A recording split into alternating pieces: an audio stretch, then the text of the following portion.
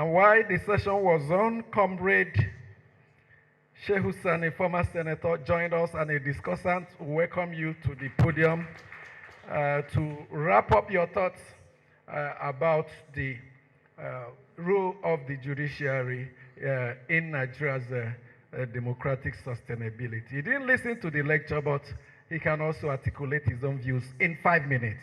A round of applause for him. Thank you.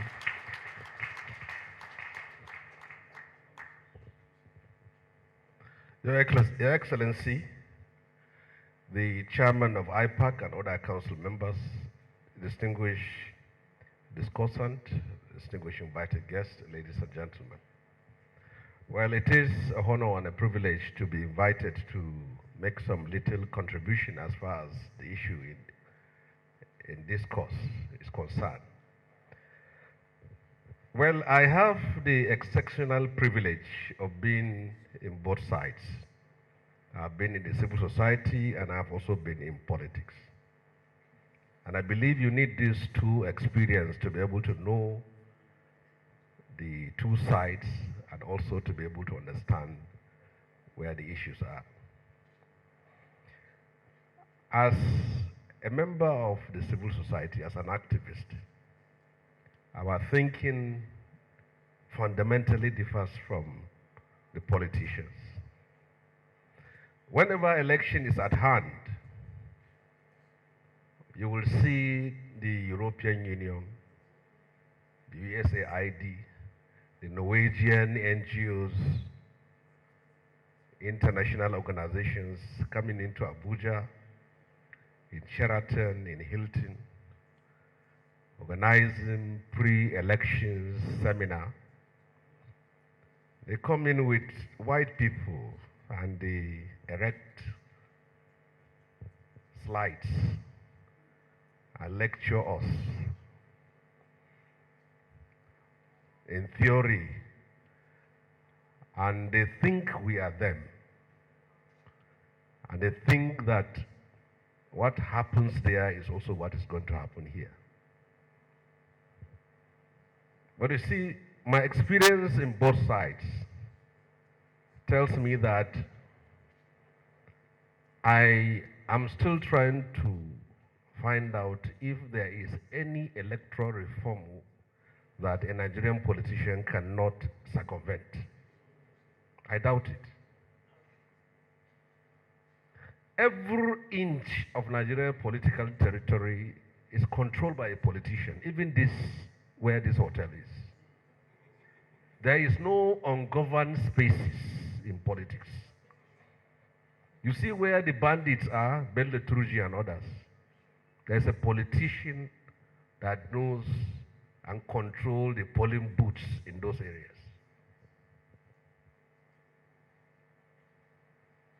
We talk about the judiciary as the last hope of the common man. Why is the political parties not the last hope of the common man? Why is INEC not the last hope of the common man? Why is the military and the presidency and the Senate and the House of Reps, why are they not the last hope of the common man? We want a perfect judiciary in an imperfect system and in a perfect country. You see, from the civil society, we talk on the ideals, what is supposed to be. But in the field of politics, it's a different ballgame. Every exco of a political party you see is a nominee of somebody. Your Excellency is here sitting down.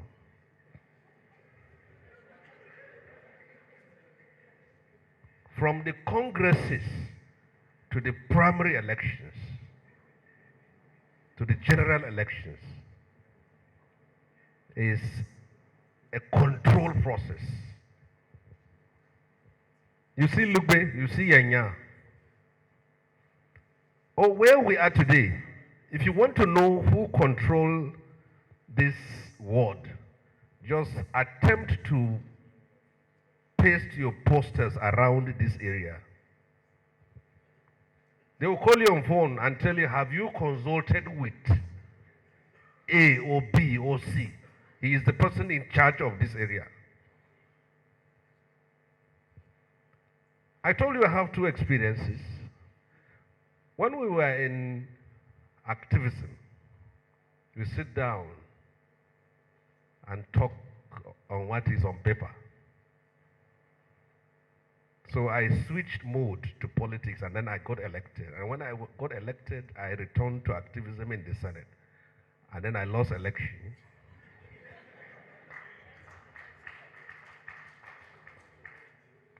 You see, in the field of activism, we have set of ideals that this is wrong and this is right. Politicians don't have that. They can live and eat with their enemies. They can be insulted and be maligned by the person, and tomorrow they will be with him. In activism, if I called her today, if I malign her, I tell her so many bad things, she gets angry. A politician will laugh. She is not going to. She sees she has integrity. A politician don't think like that. So I will say this. We expect so much from our judiciary. We do make example in the past. Each time we talk about United States, but I don't think we will do it now. A United States Supreme Court sat and ruled in favor of a president who supported and encouraged an insurrection that led to the invasion of a parliament and the killing of so many people, and the same court ruled that he has immunity. In those days, when we want to make example of a democracy, we say in countries like United States, can we in all sincerity tell ourselves that we will continue to learn from them? No president will make electoral reform that will lead to his downfall in office. Only Jonathan. It's only Jonathan that appointed a INEC chairman he never knew and he never met. And what became the result? It's only Jonathan that introduced a data capturing machine and ended up being captured. Please, thank you very much. Thank you.